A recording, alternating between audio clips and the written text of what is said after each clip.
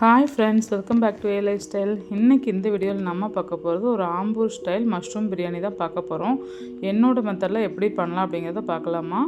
இன்றைக்கி இது செய்கிறதுக்கு ஒரு கப் அளவுக்கு மஷ்ரூம் எடுத்து கட் பண்ணி க்ளீன் பண்ணி வச்சுருக்கேன். தண்ணியில் போட்டு வச்சுருக்கேன்.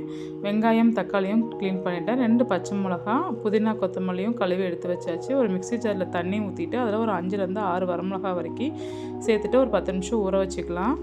சைட்லேயே இன்றைக்கி நான் ஜீரக சம்பா அரிசி எடுத்திருக்கேன். அதையும் 1.5 கப் எடுத்திருக்கேன். அதையும் தண்ணி ஊற்றி ஊற வச்சுக்கலாம். வாங்க இப்போ பிரியாணி எப்படி பண்ணலாம் அப்படிங்கிறத பார்க்கலாம். இப்போ கடாயில் ஒரு சட்டி வச்சுக்கோங்க. நீங்கள் பிரியாணி பாட்டு இருந்தால் வச்சுக்கோங்க. நான் மண் சட்டி வச்சுருக்கேன். வச்சுட்டு இதில் நான் ஃபஸ்ட்டு ஆயில் சேர்த்துருக்கேன். சேர்த்துட்டு 1 டேபிள் ஸ்பூன் அளவுக்கு நெய் சேர்த்துக்கலாம். சேர்த்துட்டு இதிலையே பட்டை, கிராம்பு, ஏலக்காய், நட்சத்திர சோம்பு, ஜாதிபத்திரி எல்லாம் சேர்த்துட்டு நல்லா பொரிய விடுங்க. நல்லா பொரிஞ்சு வரட்டும். இந்த ஸ்டேஜில் நம்ம கட் பண்ணி வச்சுக்கிற வெங்காயத்தை சேர்த்துட்டு நல்லா வெங்காயத்தை வதக்கி விடுங்க. நல்லா ஒரு கோல்டன் ப்ரௌன் ஆகிற வரைக்கும் வதக்கி விடுங்க.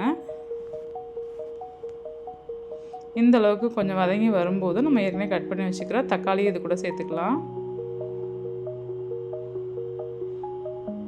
சேர்த்துட்டு தக்காளி நல்லா மிக்ஸ் பண்ணிவிட்டு நல்லா மசிஞ்சு வர அளவுக்கு விட்டுறணும். இப்போ பாருங்கள், இந்தளவுக்கு மசிஞ்சு வந்துடுச்சா. இந்த ஸ்டேஜில் ஏற்கனவே எடுத்து வச்ச 2 பச்சை மிளகா, 1 டேபிள் ஸ்பூன் அளவுக்கு இஞ்சி பூண்டு பேஸ்ட் சேர்த்துட்டு இதை நல்லா மிக்ஸ் பண்ணலாம். இது நல்லா பச்சை வாசம் போன உடனே இது கூட ஏற்கனவே க்ளீன் பண்ணி வச்சுக்கிற புதினா கொத்தமல்லி சேர்த்துட்டு கலந்துக்கோங்க.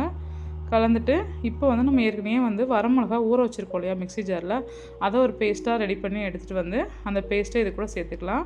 இதில் இன்றைக்கி இந்த வரமிளகா பேஸ்ட்டு தவிர்த்து வேறு எந்த ஒரு மசாலும் நீங்கள் சேர்க்க வேண்டிய அவசியமே இல்லை. இந்த ஒரு பேஸ்ட்டே போதும். நல்லா பிரியாணி டேஸ்ட்டாக தான் இருக்கும். நீங்கள் இதை மட்டுமே சேர்த்துக்கோங்க. சேர்த்துட்டு அது நல்லா அந்த மசாலா தக்காளிக்கு இது கூட நல்லா மிக்ஸ் பண்ணி கொடுத்துட்டு, இன்றைக்கி நான் காளானும் பீஸ் எடுத்துருக்கேன். 2மே இது 2ஐயும் சேர்த்துக்கலாம். ஏற்கனவே க்ளீன் பண்ணி வச்ச காளான் சேர்த்துட்டு நல்லா மிக்ஸ் பண்ணிவிட்டு இது கூடயே 1/2 கப் அளவுக்கு ஃப்ரோசன் பீஸ் இருந்தது, அதையும் சேர்த்துருக்கேன். சேர்த்துட்டு நல்லா மிக்ஸ் பண்ணி விடுங்க. இப்போ இது கூட 1/4 கப் அளவுக்கு தயிர் சேர்த்துக்கலாம். சேர்த்துட்டு இதையும் மிக்ஸ் பண்ணிக்கலாம். இப்போ இந்த வெஜிடபிள்ஸ்க்கு தேவையான அளவு உப்பு சேர்த்துக்கலாம்.